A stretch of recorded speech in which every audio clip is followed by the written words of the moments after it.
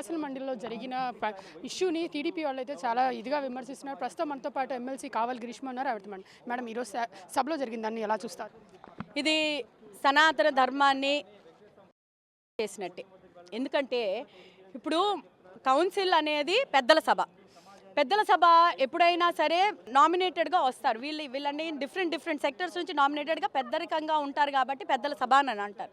పెద్దల సభ 4 రోజుల నుంచి బడ్జెట్ రిలీజ్ అయిన 4 days నుంచి బడ్జెట్ డిస్కషన్ అంటూ జరగాలి. అవేవి జరగనివ్వడం లేదు వైసీపీ వాళ్ళు. దానికి తోడు ప్రతిరోజు ప్లెకార్డులు తీసుకోవడం, 4 రోజుల నుంచి గోవిందా గోవిందా గోవిందా గోవిందా అనుకొని స్వామి పేర్లు జపం తీస్తున్నారు. వీళ్ళే లడ్డూలో కల్తీ చేశారు. ఇదే సిట్టును సిబిఐ ఛార్జ్ షీట్లో ఉంది.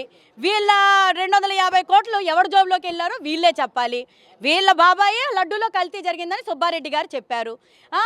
వీళ్ళే ఈ ఏదైతే ఆశీర్వచనం ఇచ్చే క్లాత్స్ ఉంటాయో ఆశీర్వచనంలోని వీళ్ళే లావాదేవీలు జరిగాయి అనుకొని వీళ్ళల్లోనే వచ్చింది, సిట్టు విచారణలో వచ్చింది. అసలు వీళ్ళు ఎంత తిరుపతి వెంకటేశ్వర స్వామిని నిమిషానికి అవమానించి ఈరోజు ఏకంగా ఓ పేపర్ని పిచ్చి పేపర్ తెచ్చినట్టు స్వామి గారు ఫోటోని తీసుకొని చెప్పులు వేసుకొని మళ్ళీ నేలకేసి కొట్టి టేబుల్కి వేసి కొట్టి ఏంటండి, ఎక్కడికి వెళ్తున్నాం మనం? వైఎస్ఆర్సీపీ తండ్రిని వాడే, తల్లిని వాడే, చెల్లిని వాడే, ఏకంగా ఇప్పుడు దేవుణ్ణి వాడే. ఎక్కడికి వెళ్తున్నాం మనం? ఏ సంస్కృతిలో ఉన్నాం? ఎక్కడికి వెళ్తున్నాం? తప్పు. ఇప్పుడు అందులోని పెద్దల సభలోని కొంతమంది సీనియర్స్ ఉన్నారు. ఇప్పుడు జగన్మోహన్ రెడ్డి తప్పు చేస్తున్నాడని చెప్పి వాళ్ళల్లోని కూడా చెప్పిన వాళ్ళు లేరా అండి? అందులోని 2 ఫీమేల్ ఎమ్మెల్సీలు ఉన్నారు, వరద కళ్యాణ్, కల్పలత గారు. వాళ్ళు చెప్పలేరా అండి? మేము అసలు ఆడవాళ్ళం, మేము రోజు తెల్లవారు దండం పెట్టుకుంటాం, మేము ఇలాంటివన్నీ చెప్పలేమని చెప్పలేరా? ఏంటో మరి నాకైతే అర్థం కాదు. చైర్మన్ గారు దీనికి సపోర్ట్ చేశారనుకుంటారా? మీరు కంప్లైంట్ ఇచ్చినప్పుడు ఆయన రియాక్షన్ ఏంటి? ఇప్పుడు ఆయన దీనికి తగిన వాళ్ళని సస్పెండ్ చెయ్యకపోతే దానికి అర్థం ఏంటి చెప్పండి? ఆయనకు ముందు తెలుసు అనుకోవాలా, తెలియదు అనుకోవాలా? ఆయన చైర్మన్ కాబట్టి నేనేం మాట్లాడకూడదు కాబట్టి నేను సైలెంట్గా ఉంటాను. కానీ ఆయన వాళ్ళతోటి క్షమాపణ ఖచ్చితంగా చెప్పించాలి, లేకపోతే అది కరెక్ట్ అయిన. 4 రోజుల నుంచి హిందూపూర్ డైరీ గురించి కౌన్సిల్లో మాట్లాడడానికి ఎందుకు ఒప్పుకోలేదని వైసీపీ వాళ్ళు మీ మీద విమర్శలు చేస్తున్నారు. దీనికి కనెక్షన్ ఏమిటి?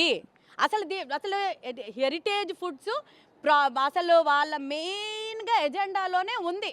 వాళ్ళు పెట్టుకున్నారు ఏంటి, ఏ గవర్నమెంట్కి కానీ ఏ టెంపుల్స్కి కానీ మేము గీ సప్లై చెయ్యమని.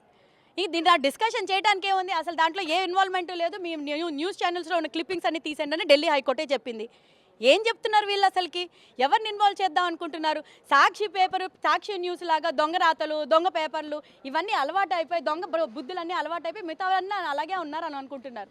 నేను చాలా క్లియర్గా చెప్పాను, heritage foods is run by Bhuvaneshwari గారు అండ్ బ్రహ్మణి గారు. వాళ్ళిద్దరూ నందమూరి నారా కుటుంబ సభ్యులు. వాళ్ళు నీతి నిజాయితీ నమ్ముకొని వచ్చిన కుటుంబం అది. అన్న ఎన్టీ రామారావు గారు అది తప్పితే వాళ్ళ పిల్లలకి కానీ మనవలకి కానీ ఇంకేమీ నేర్పలేదండి.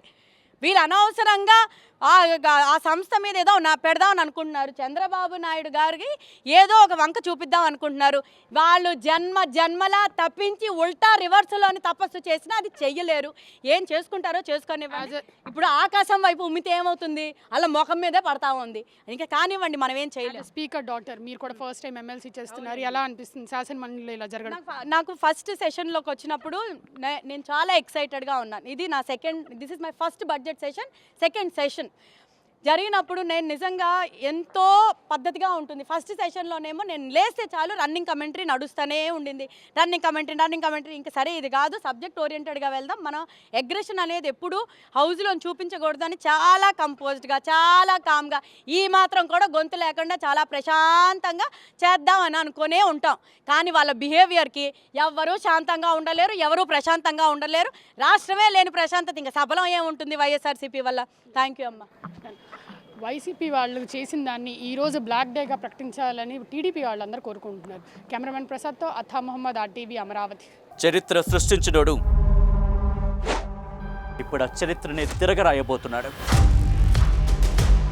అబద్ధాల గోడల్ని బద్దలు కొట్టి నిజాలను రాగా మీ ముందుంచబోతున్నాడు. నిజమైన వార్తల కోసం వెంటనే డౌన్లోడ్ చేసుకోండి రా యాప్ని.